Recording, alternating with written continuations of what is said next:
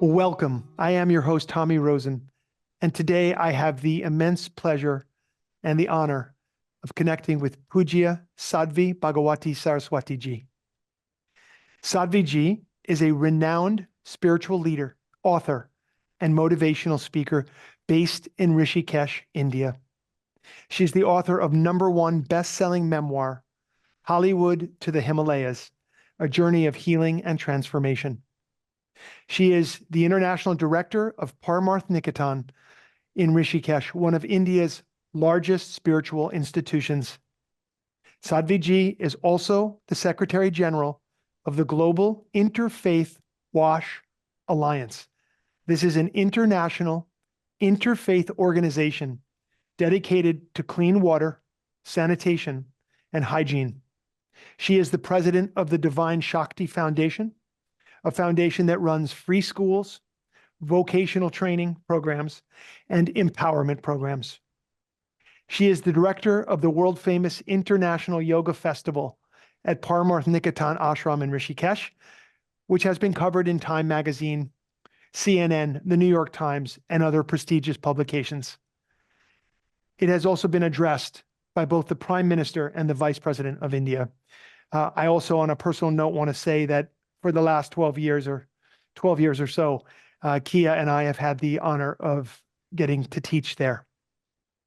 Sadhvi Ji serves on the United Nations Advisory Council on Religion and on the steering committees of the International Partnership for Religion and Sustainable Development, as well as the Moral Imperative to End Extreme Poverty, a campaign by the United Nations and World Bank.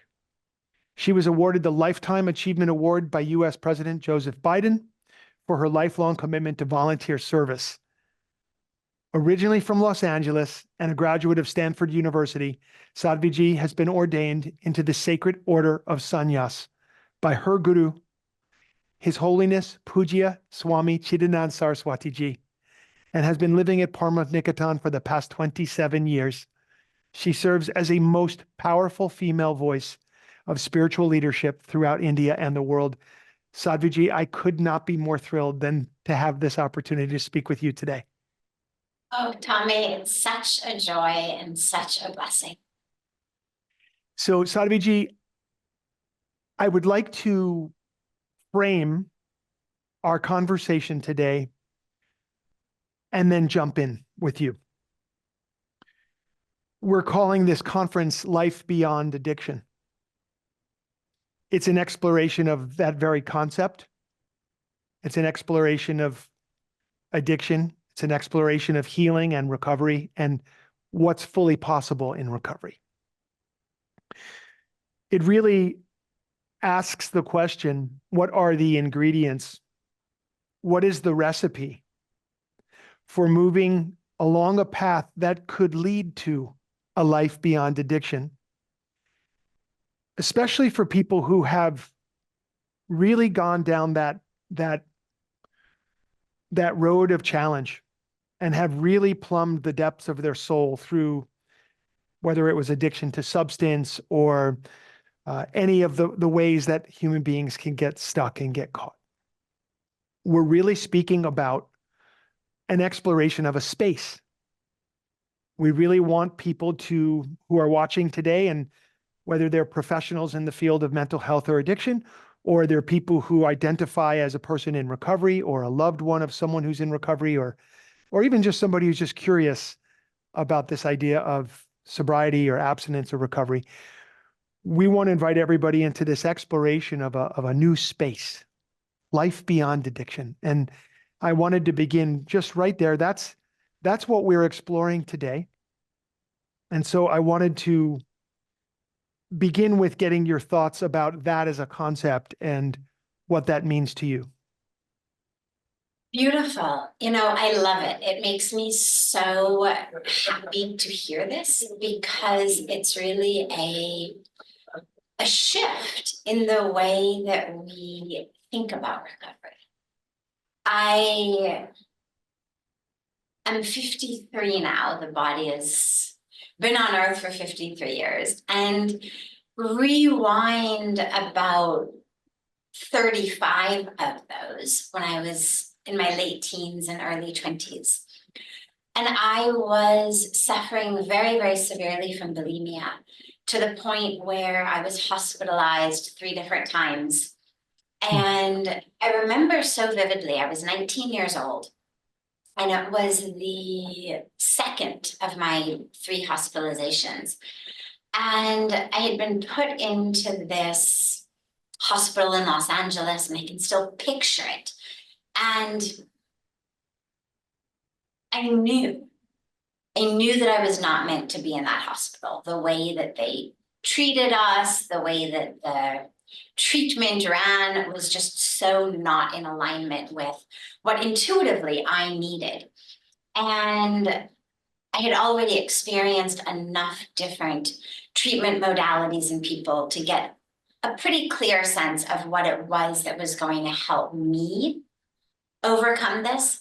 And this particular hospital was not it. And so with the permission and in consultation with my doctor, we got me discharged. I had been there maybe 6-7 days of a 6-week program. And I will never forget signing myself out, because originally they refused to let me go. And I finally got my doctor involved, and you know, he was the attending MD psychiatrist there. And so obviously he had the power to say, yes, I'm gonna get her out. And I remember signing my discharge papers with the head saying to me so vividly, I can picture it. He looked at me and he said, you will come back here crawling on your hands and knees. He said, you are sick and you need to be here. And I remember I walked out onto Olympic Boulevard and looked around, and I remember thinking, yes, I need help. And no, sir, under no circumstances. I didn't even believe at that time yet in future lives, but I remember thinking at no time, this life, any other aspect of eternity, whatever it may be, are you going to see me on my hands and knees begging to be here? And yet that was really the paradigm for a long time. Is addiction is who you are. And yes, there are times in your life when you don't manage it well. Those are the times that you need to be typically in some kind of an in-person facility to take away your freedom and your free will, because clearly you're not using them appropriately. And therefore we sign it away to someone else who's going to tell us what we can do, when we can do it, who, you know, I wasn't even allowed. One of the things that had bothered me so deeply was whenever you went to the bathroom, you had to have the door open and one of their doctors standing right outside. Now, I don't have a lot of complexes around going pee, going poop, but I don't have any siblings. I didn't grow up in a family where, you know, you might be on the toilet and there were all kinds of people roaming in and out of the bathroom. Like there was always sort of an assumption of privacy when you needed to go to the bathroom. And I discovered that having a wide open door and hearing somebody standing right on the other end of that door, listening to what I was doing inside, rendered me not only constipated, but so frustrated. And their rationale, which I certainly understood, was if we don't have the door open, we don't know if you're not vomiting. Sure. And I understood it from their perspective, but there was just no way that I was going to manage to be in a place where I couldn't even poop in private. So that model, though, of you're sick, you need someone else to run your life. You need someone else to watch you while you go to the bathroom, to dictate everything. And even when you manage to string together enough days in which you have not engaged in your addiction, you are still the addicted person. that is still the nature of who you are. All you've managed to do is hold it at bay. And the idea of life beyond addiction to me really embodies what it is that I've experienced over the last now almost 30 years in India, which is not only is it a life beyond addictive behaviors, but a life beyond even identifying as that person who is addicted. I remember when I was in treatment, my doctor saying, you know, treating eating disorders is harder than treating heroin addictions, because it would be like taking a heroin addict and saying, you need to take this much heroin 3 times a day, no more, no less. And he said, because you obviously have to eat, but no other drug or substance that people are addicted to, nobody counsels or suggests moderation. Nobody's saying, oh, just have 1 drink if you're an alcoholic. You know, ultimately, you're going to get to a point where you have, you know, 1 beer with every meal a day. It was always about abstinence. And he said, you've got to actually eat 3 times a day. And therefore, this is going to be a part of your life forever. This struggle with the addiction is going to be a part of your life forever. You'll never be able to forget it because you've got to eat. You've got to sit down to a table face to face with that which you are addicted to, engaged in this dysfunctional relationship with 3 times a day. And I had thought that that was true. And what I can tell you now, and this was pretty much true from the moment that I got here, from the moment that I had those very powerful experiences of awakening and expansion and transformation on the banks of the sacred Ganges River, is I eat 2-3 times a day. I never think about food. Nobody asks me, what do you want to eat? The only question that ever gets asked is, what time would you like? The guy in the kitchen cooks whatever he feels like making that day. The only thing in my hand is, should I bring it to you now, or do you need a little more time? And when I first came, I ate with all of the Rishi Kumars. Everybody here, we all ate in this big hall.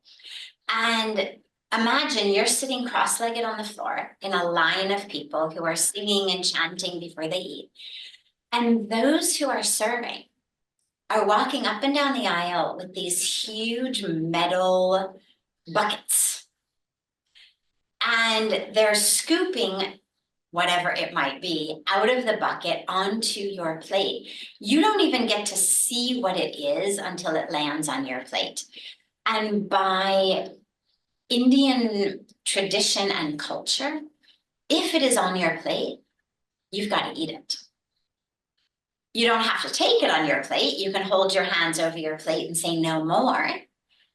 But first round of food, it's on your plate before you even know what it is. And from that moment, and I remember thinking, I cannot believe that this is me. A bell would ring twice a day, and the bell meant it is time for food. And you would sit down in a line of people, and they would chant the beginning of the Bhagavad Gita and other songs while everybody's plate got filled. And you ate. And so, Tommy, I think we really need to show people that a life beyond addiction is absolutely possible. A life beyond a situation in which their very identity, how they see themselves, what they think about, what they do, how they make decisions, is based around the object of addiction. And it's always like that in the beginning, of course. Of course, all of the years that I struggled with bulimia before coming to India, it was always a struggle. It was a matter of which restaurant, with who, what are you going to order? How are you going to make sure that today is a day that you eat food and it stays inside you? It's not a binge, it's not out of control, and you are not throwing it back up again. And with regard to alcohol and drugs, it's the same. I know it's about how do you plan your day? How do you plan your friend circle?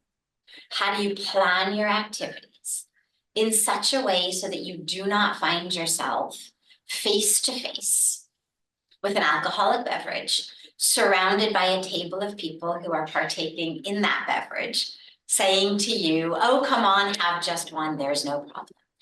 And so it does require that level of attention and intention for a while. But for me, the incredible blessing and gift is that does not have to be your whole life. Mm. You do not have to move through this world with the identification of, I am the addict. I am just a dry drunk, or I am a clean addict, or I am a well-fed bulimic, whatever we want to say. That doesn't have to be your identification. It is absolutely possible to move completely beyond it, not only beyond the behaviors, but beyond the identification. Thank you so much. I so appreciate that story, and your willingness to share of your own story, so powerful, especially coming from where you're sitting now. So if it's not enough that we are up against it as individuals coming to a path of recovery because we've been in the habit of hurting ourselves, or we've been in the habit of saying we wouldn't do this and breaking that promise to ourselves. If that's not enough, another aspect of this issue of, I'm speaking now of a total lack of confidence or self-doubt, very low self-esteem, a lack certainly of personal power at that moment where we're moving onto a path of recovery.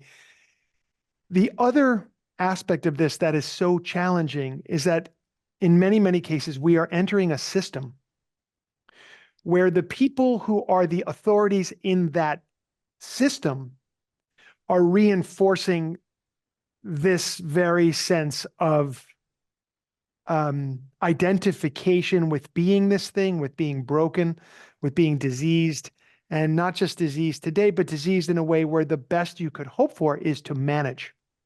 Now, I know you're a teacher. I know you're a guru. And your guru, as he has for so many, has painted a vision and lives as an example of freedom. And to be in the proximity of somebody like that is unbelievably exalting, empowering, healing, loving, everything. So one can imagine to be in front of people who are not themselves, and I don't mean this as a put down, it's just an observation of, if you are not liberated, or you're not liberated in the sense of, yes, I am free from the craving to use drugs and alcohol, but I am not free of the identification with being an addict, or being a person who's broken, or being a person who the best I can hope for any given day is just to manage the symptoms of this disease that I have. That's a part of the challenge here, is the system itself isn't yet, I'm going to say, aware of or hip to the very ideas that you just expressed and that I'm trying to express for the last decade, that this thing is, that healing is possible, freedom, true freedom beyond is possible. So I guess I just want to ask you about what I'm speaking about our teachers, and the people that guide us and the examples that exist, and because that has to be a piece of the puzzle of your healing. So absolutely, you need someone to show you what is possible. Mm.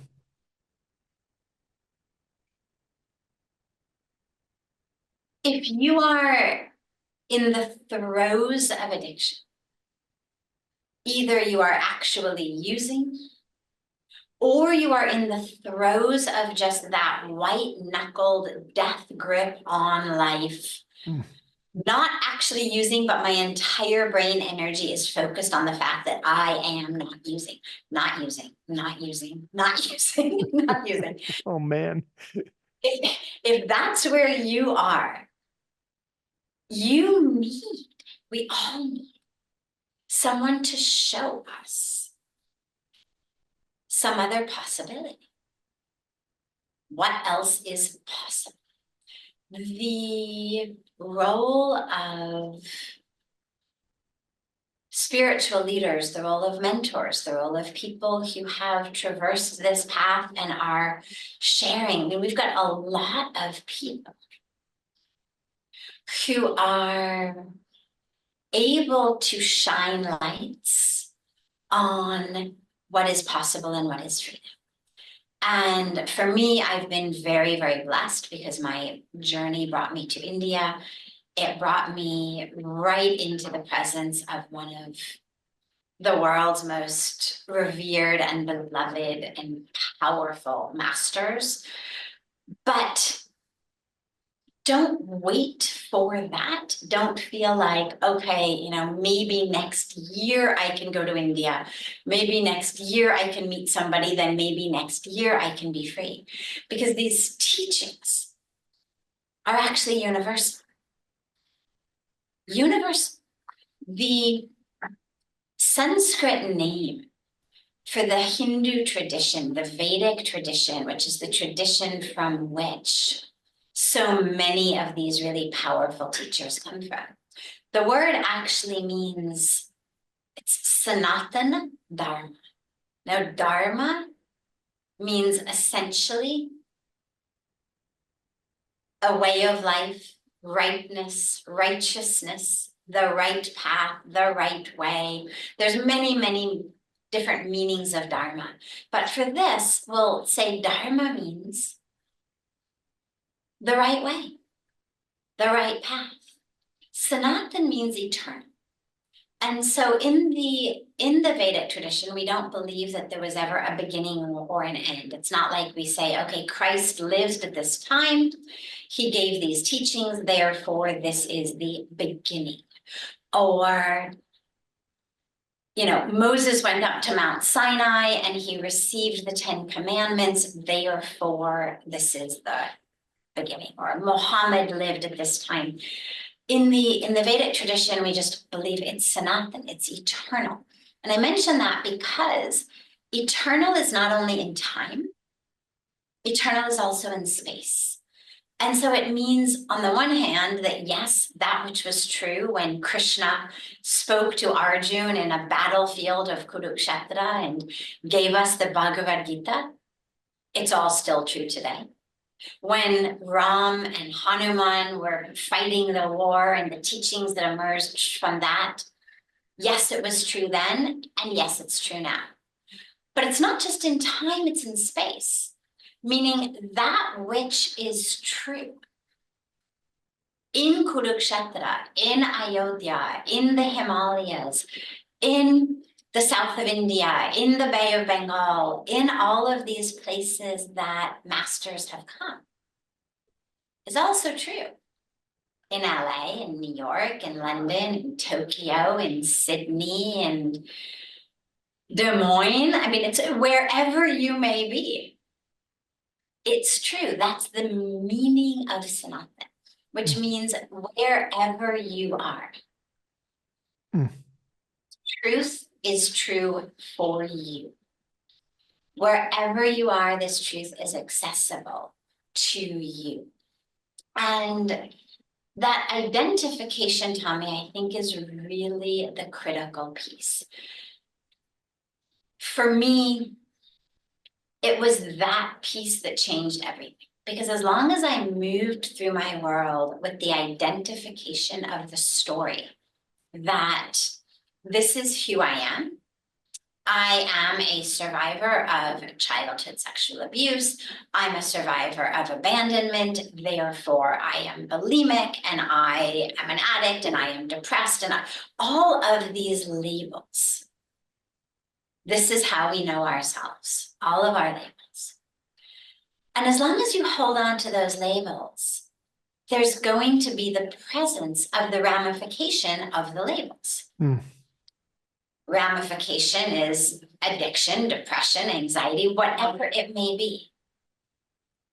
I'm holding on to the cause and effect labels.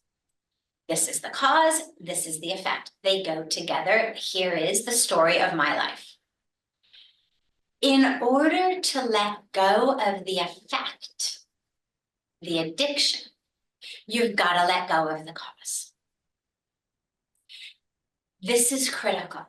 You cannot hold on to the story and the narrative of the cause without holding on to the story and the narrative of the effect.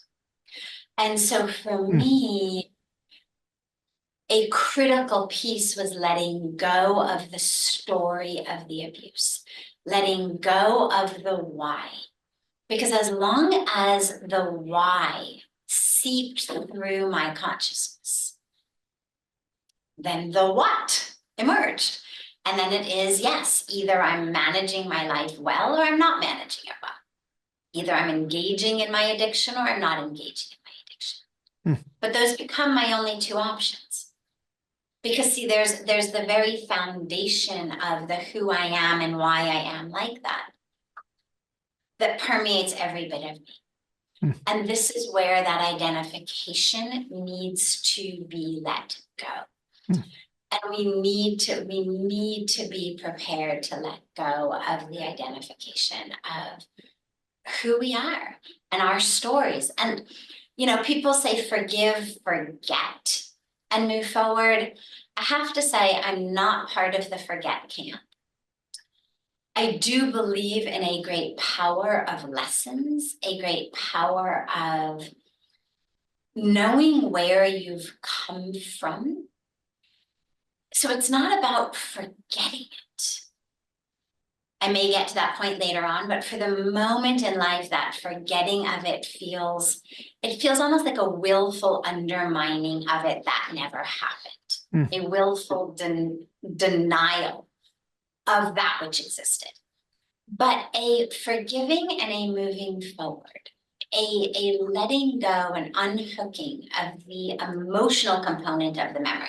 So yes, I still remember it, but I don't identify it as me anymore. You know, I realized I've got a background in neuropsych, and I realized as Pujya Swamiji guided me through and instructed me in the letting go of my anger, letting go of my pain, of giving it to Ganga, I realized around that time that there was no part of my being that existed in the 25-year-old self who actually had even been abused. And this is a really powerful awareness. From a biological standpoint, it sounds really obvious. Well, right, of course. I mean, our cells keep regenerating.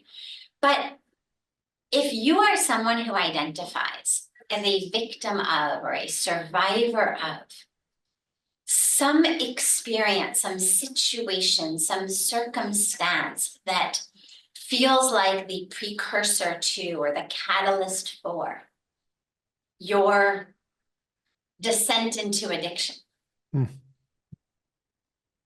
say to yourself today, show me the body, any part of the body that was abused. Show it to me. Where is it? And what you realize is it doesn't exist. There's not a cell in my body when I was the age of 25 when I came, that had been part of the body that had been traumatized. Not a cell. So the I who arrived in India, the I who stood on the banks of this sacred river and let go of anger and of pain, was a completely different I, not just on a maturity level or life experience level. It wasn't that I had gone from being 5 to 25 just in experience, but on a very cellular level. There was not a cell of my body that stood there on the banks of Ganga that had actually been abused. What I needed to let go of was a pattern of thought, an almost addiction to thought that I continue to perpetuate hour by hour, minute by minute of my life, bringing that which did not exist into existence. I was resurrecting that abuse every moment. I began as the victim and I became the perpetrator. But what my biological father had done to me was done by him, but it had been done decades earlier. I was the one doing it to myself over and over and over again. I was the one engaging in the binging and purging. I was the one cutting. I was the one harming myself. I had gone from victim to perpetrator, all because of an attachment to, an addiction to a story that no longer existed. And this piece of identification is so critical, because if that's how you identify, your life will be simply either engaging in your addiction or not engaging in your addiction. The addiction will stay the center focus of your life. You may not be using, but you will be thinking about the fact that you are not using. The only freedom comes from letting go of the identification. And it's not easy, because for many of us, like, that's all we've ever thought about. It's all we've identified of ourselves. If I were not the one who, fill in the blank, well then, what do I think about? What other excuse do I have for not trusting in my life? What other excuse do I have for not opening my heart? What other excuse do I have for not offering myself fully as an instrument in the hands of the divine to share my light with the world? What other excuse do I have? Well, if it's because, hey, I was abused and I'm an addict, well, all right, there's your excuse. But if you let that go, we no longer have a crutch. And what you realize is how much of the story we hold on to, because it serves us. It serves us. And there's a lot, in addition to letting go of the actual substance of abuse, that we have to be prepared to let go of if we're actually going to be anything other than the dry drunk or just not using addict. Thank you so much, Sadhvi. Sadhvi Ji. I want to say a couple things about what you just said. So there's a few statements. One statement that's coming in is all addiction originates in an identity crisis. And that identity is connected to storytelling, the stories we tell ourselves, or the stories that we hold on to as what we believe ourselves to be. And there's a training there. We've trained ourselves for perhaps a very long time to be in the identification of those stories. So let's say that because of an identity crisis and we've identified with stories, we've misidentified ourselves as a story or a memory, and we've trained ourselves to stay there for a long time. And so my thinking is just like any training, if we've trained ourselves into that kind of thinking, we can certainly train ourselves out. The second piece of this that comes to my mind right now is this concept of evolution and a continuing evolution, that in releasing a story and coming into a deeper connection with truth, our arc, our journey doesn't stop there. And I have written and stated a fair amount that your recovery is evolutionary, or it's not recovery at all. And I'm hearing you sort of hit on that and speak to these notes. And so I'm wondering if you could continue and expand upon this concept of the ongoing path or the ongoing evolutionary process that we're in. Yes, we have to release that identification. I believe I've done that personally, and I also know that my work didn't stop there. I wasn't, unfortunately, struck awake at that moment. So could we speak about the ongoing layers of detoxification, the ongoing layers of releasing of new stories that come in? Absolutely. Well, that's wonderful. I mean, that takes us into the spiritual practice. It takes us into the realm of consciousness. And it takes us into the realm of really understanding, okay, if I'm not my story, then who am I? And the study of consciousness is an incredible one, a very important one, also a very vast one, and one that's difficult to sum up in just a few minutes, but let me try to just touch upon a few of the key aspects. The first is really the most simple subject-object illusion. And so, for example, we begin with the false identification as the body. And that's easily overcome when you work with it, because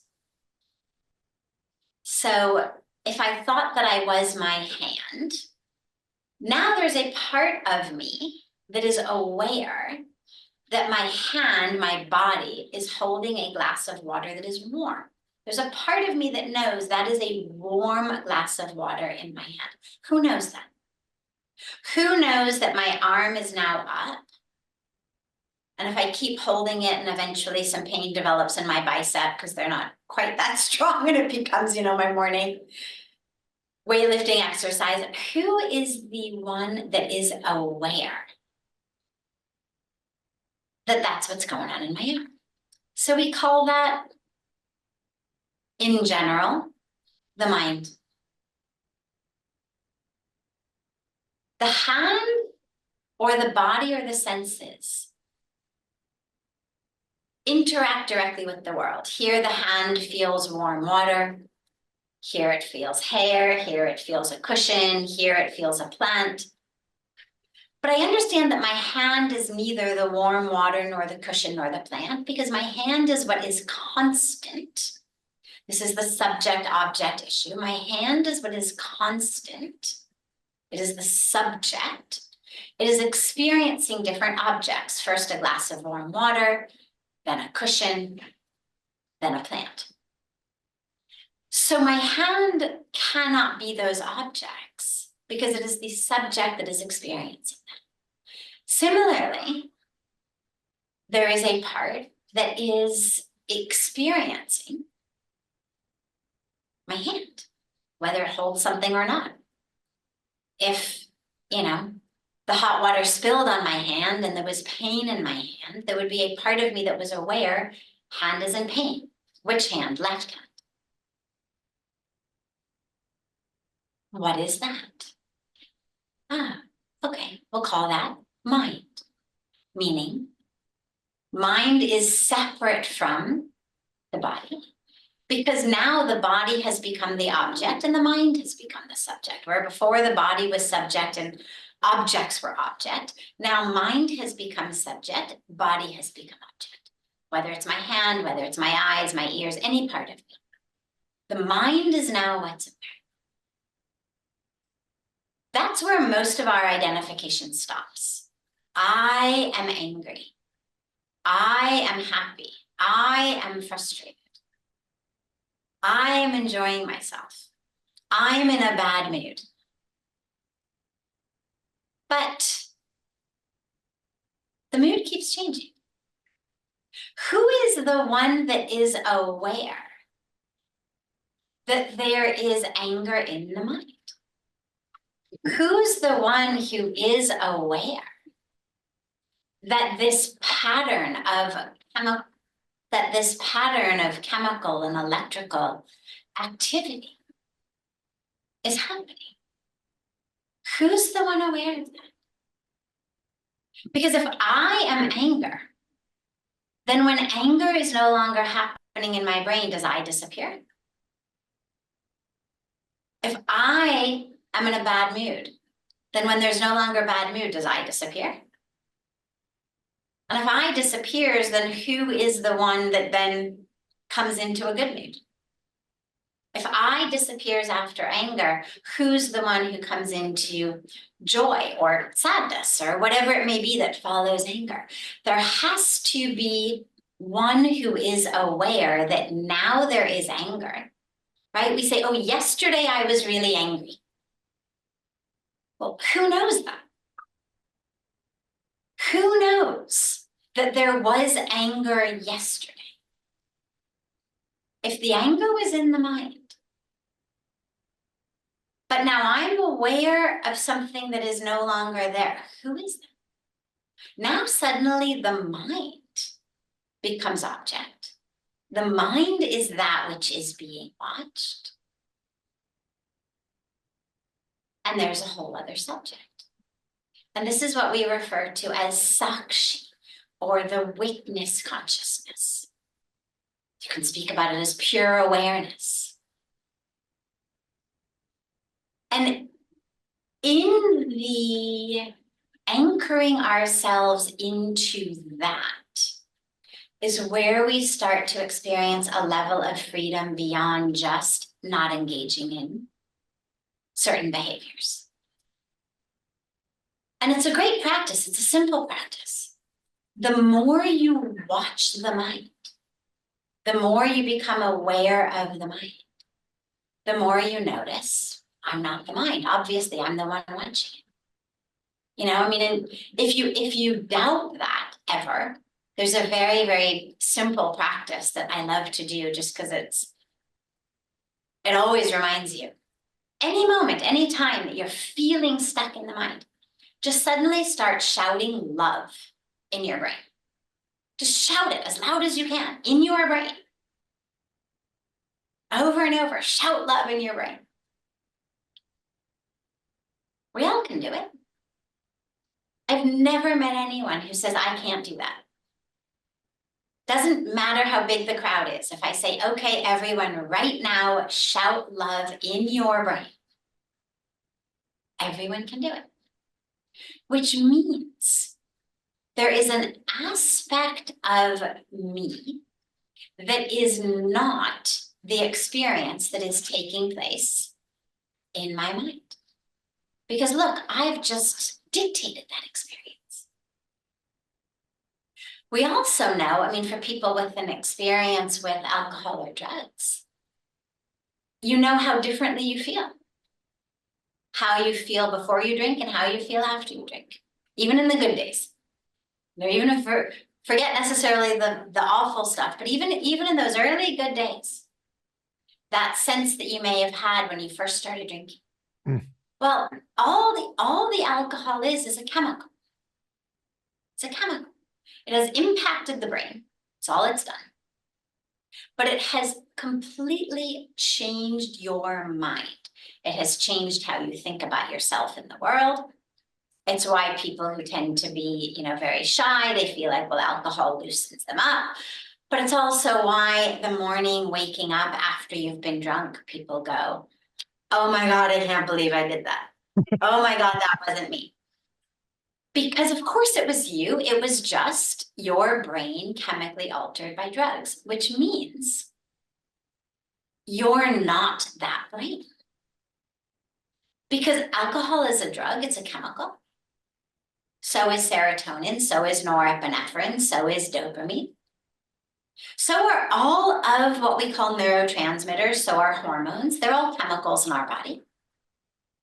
And they change the nature of how we feel, right? How do antidepressants work? They keep more serotonin in the synapse, so it can fire into more of our cells. It's a chemical change in our brain that has an impact on how I feel.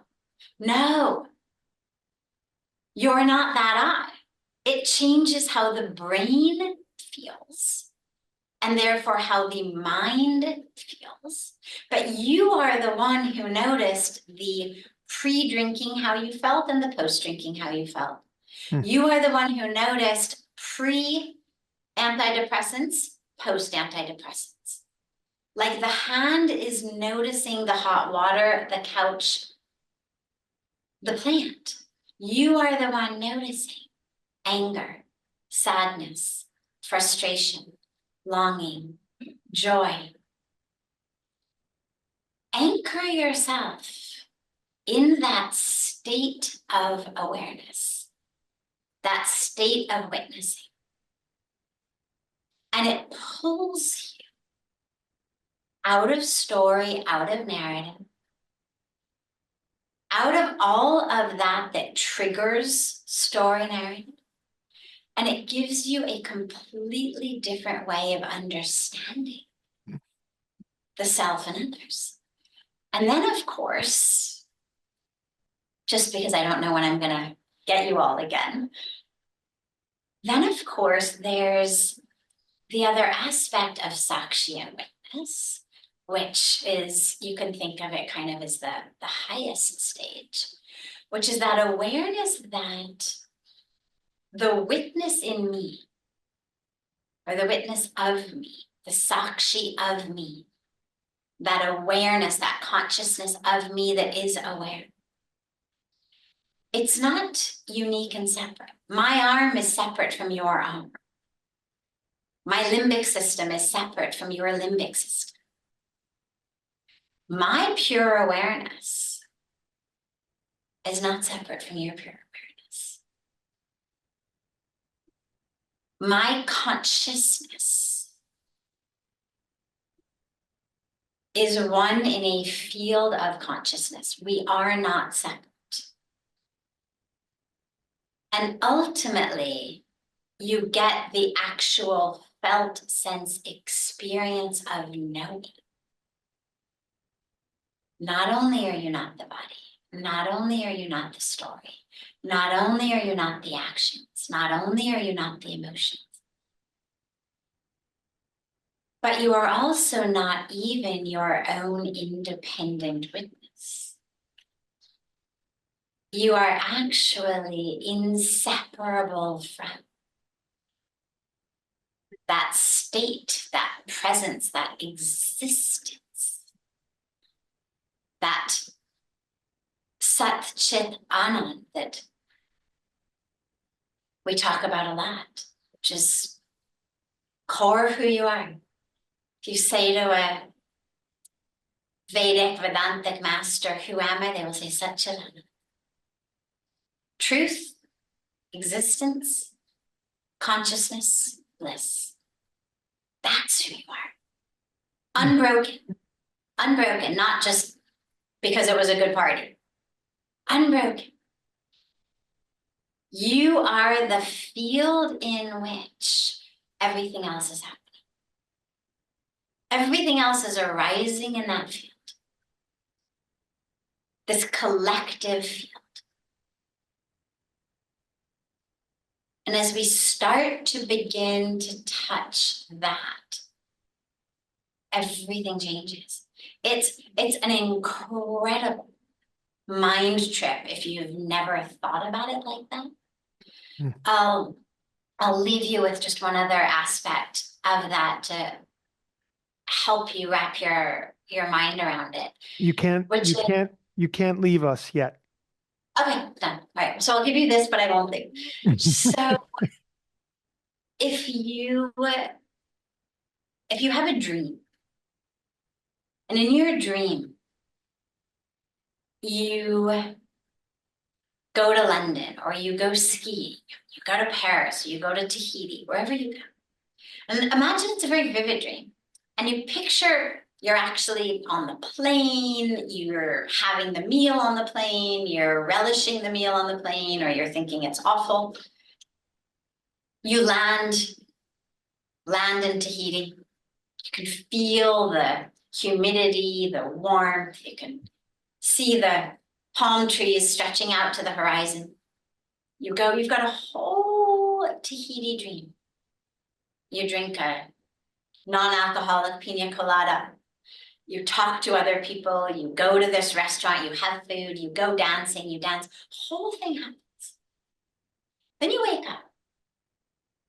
Now, every single thing you ate, every smell, every sound, the feeling of the humidity on your skin, where did all of that take place? Where did it happen? Only in your mind. The entire experience, a 5 sensory experience, took place only in your mind. Every single person who was part of your dream, the airplane, the stewardesses, everybody you met, was all happening, arising from the mind. And in the same way, when we get into the depth of spiritual teachings, it's all happening in us, in that consciousness. That actually everything is arising out of consciousness. It's not we are conscious of all there is. The actual highest truth is all there is arising out of consciousness. But that may be a little bit too much for this first talk. But I thought, well, let me just give it all to you. And then people can file it away for whenever the correct moment arises in their life for them to pull it out and work with it. It's not too much. It is beautiful, and it's an aspirational, an inspirational thing for many of us. I'm wanting to simply say to everyone listening, this is a description, this process is a description of the path, in my opinion, of the life path of yoga and the life path of meditation, and developing the capacity to see more clearly what's actually happening. And so I asked Sadhvi Ji about evolution, and this is what came through this process of becoming awake, this process of realization, moving closer to our truth. Satnam, as we might say, or namaste, recognizing the divinity, that consciousness within each one of us. And it's incredibly powerful. I have 2 more things that I must absolutely ask you, if that's okay. Sure. Okay. The first has to do with the concept of environment. And the way that I would couch this or frame this question, I would use the word ashram in the sense of a place where people can go to experience certain things that are possible, that become possible because of the atmosphere and the environment of an ashram, much like the ashram that you're in and have been in for the better part of this last 27 or so years. And so the question that I have has to do about the importance of environment. This is going to touch into the yogic concept of shaucha, purity of and cleanliness of self and environment. And so wanting to speak about environment and the importance of environment, also wanting to ask the question rising out of that question, you kind of touched on this earlier, but can I not make my home and my life, my environments, can I not sort of bring the ashram with me wherever I go? Absolutely, you can. And in fact, you must. The goal of spiritual practice is not to never be able to walk out of your temple room. You know, even here in the ashram is huge. We have dining areas and office areas and meeting areas and beautiful garden areas and so many areas. But we all have in our rooms some space that we've created, which is where we sit and we do our meditation, our prayers. We have a temple area of the ashram as well. We have different areas where we gather. One area we gather for our morning fire ceremony. Another area we gather on the banks of Ganga for the evening arati. There's a whole temple area. But the point is that the goal is not, I'm only going to sit in the temple area all day, either the temple in my own room or the temple of the ashram. I'm going to go into the dining areas. I'm going to go into the office areas. I'm going to go and do all of that which I do, even if I'm living only in the ashram itself. The goal absolutely is to create the temple environment, that purity inside you. And yeah, there's some powerful ways of working with the external world to make it as conducive as possible. But ultimately what matters is the inner world. You can run off to a cave in the Himalayas, and if your mind is full of anger and jealousy and lust and greed,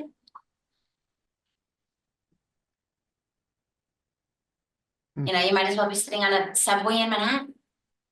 It's not doing you any good to sit in a cave. And there's beautiful, beautiful stories of so many masters who have quite literally gotten onto the subways of New York and doesn't change their enlightened state. So it's really about what you carry with you. And you mentioned shocha. It's one of the most powerful practices. I mean, the yam and niyam, what we call in America the yamas and niyamas of Ashtanga Yoga, of Patanjali's Yoga Sutras, are really the best 10 commandments for how to put yoga into action, how to put spirituality into action, how to put dharma into action. They are the what do I do aspect of living a spiritual life. And the mind is the key though. So to work with the mind, I really recommend the power of mantra. It is a power that alchemically resonates and changes the mind. It's literally sound therapy in your brain 24/7. And that alchemical power purifies the mind. So it's an incredible practice. Working with affirmations, working with different practices, working with truth, introspection, insight, a practice called neti neti, not this, not that. There's so many different practices to work with the mind, but absolutely that mind needs to be your ashram. Otherwise you can be in the ashram and still be miserable. Thank you so much, Sadhvi Ji. The final question I wanted to ask has to do with service. it has often been said in 12-step rooms and probably in many spiritual circles, it's not necessarily recommended to wait until you feel perfectly able to serve to start serving. And I would like to ask if you would speak about seva, selfless service, and the place. What we've been speaking about, to me tonight, everything is utterly practical, and it's about life beyond addiction. How does service play a role in establishing that life beyond addiction and maintaining and growing it? According to Wikipedia, service is critical. I remember back from my psychology PhD program, even going back, almost 30 years now. The studies around altruism and the studies around volunteer work and how simply helping others had such a profound and powerful impact on our own mental state that if you want to feel better, if you want to overcome depression, the very best way to do that is actually to help others, to serve others, to do something for others. And that was pre-spiritual life. That was just pure psychology type of work of what works. What works? You give a bunch of students, $50 for the day, and half of them spend it on themselves and half of them spend it on someone else. And those who spend it on someone else over and over and over again come back significantly happier than those who spent it on themselves. And these studies have just been replicated over and over and over and over again. So we know that altruism, we know that generosity, we know that sharing and caring, we know volunteer work has a huge impact on people's mental state. That being said, you can actually take it, and you should take it a step higher, which is the spiritual aspect. So it's not just I'm doing these things because then I will feel better, but it's I'm doing them because from a yogic perspective, karma yoga is a critical aspect of yoga. It is the yoga of action.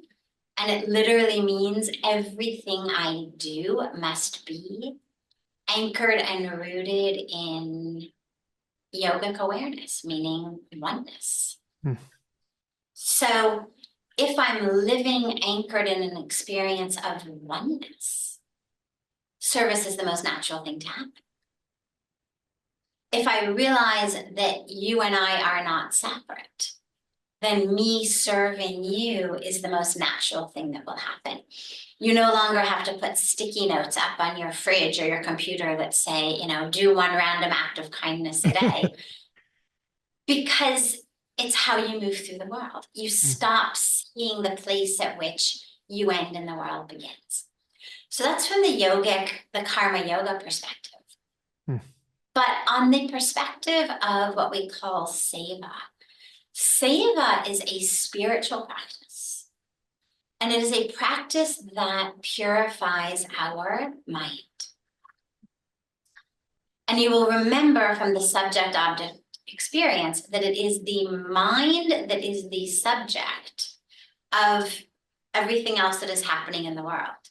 And so, therefore, a purified mind is actually going to change my world. This is why spiritual people say you create your own world. It's not abracadabra with a magic wand. It's not even abracadabra with the power of meditation that I open my eyes and there's, some mound of money sitting in front of me.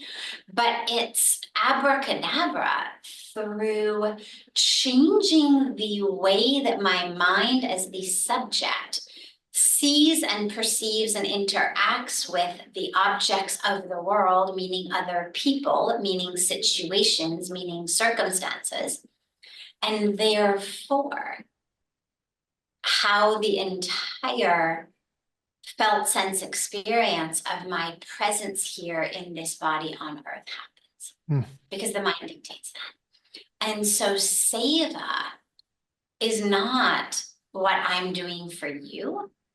It's what I'm doing to purify my mind through service, through allowing myself to be just an instrument in the hands of the divine. So seva is not about, oh, I want to do this, not that. Why does this one have a fun job to do? And why do I have to clean the toilets and that person gets to work in the garden? That might be fine if you're just doing volunteer work for a Saturday someplace and, can we switch jobs?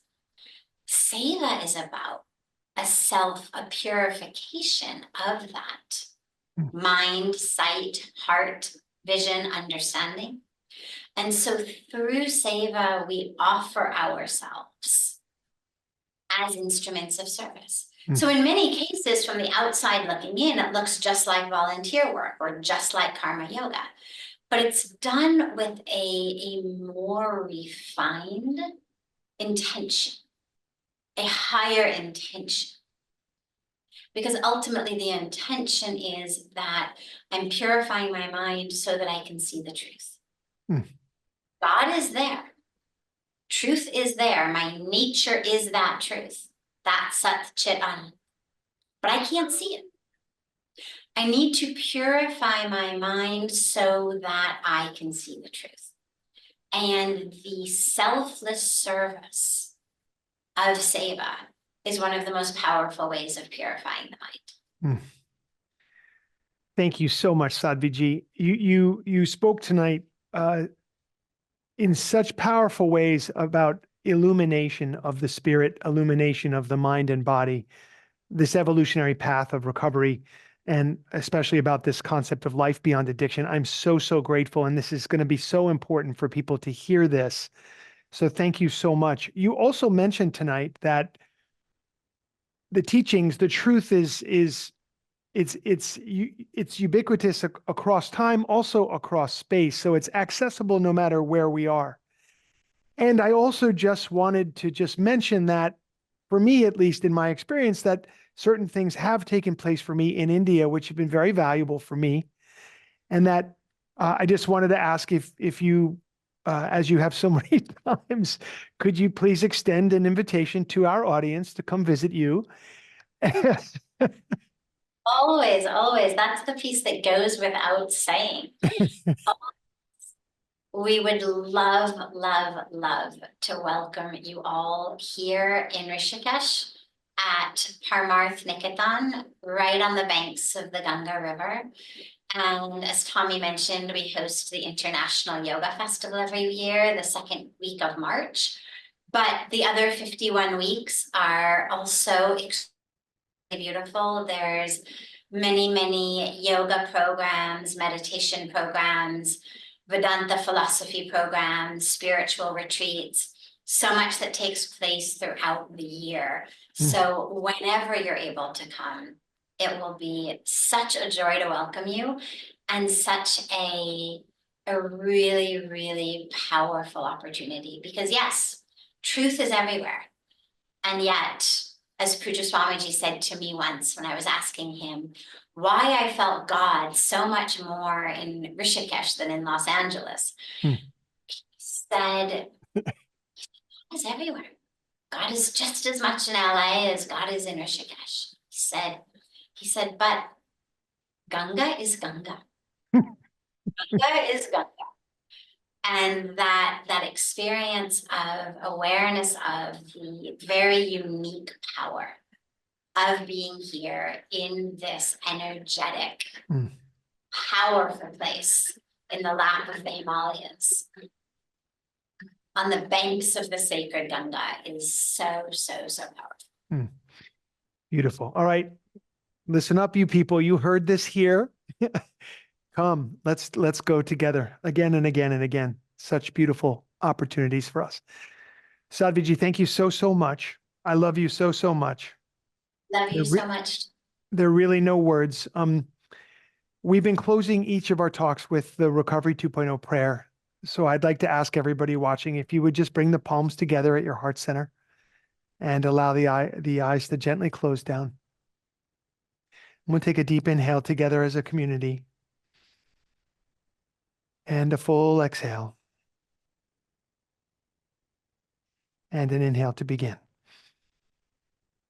Universe, put us in the places you want us to be, with the people you want us to be with, doing the things you want us to do. Thank you for the joys and the challenges of our lives. Amen, Sat Nam, and Namaste.